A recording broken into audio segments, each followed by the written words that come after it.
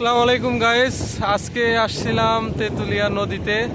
নদী খুব উথাল দেখা যাচ্ছে এবং প্রচণ্ড স্রোত, বাতাসে ফোন ঠিক মতো ধরেও রাখা যাচ্ছে না।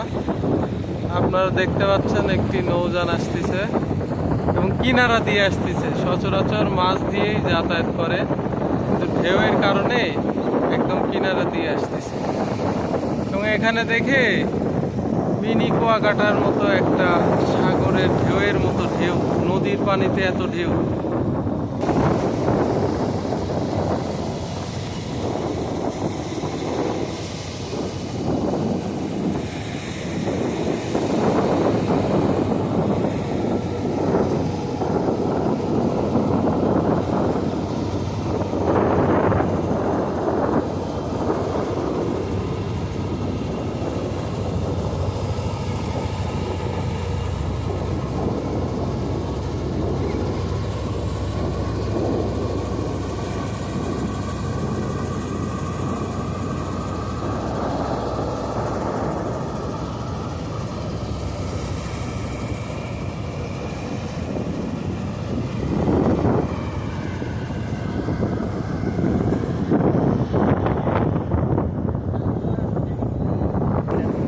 বাতাসেই দৌড় মারবে।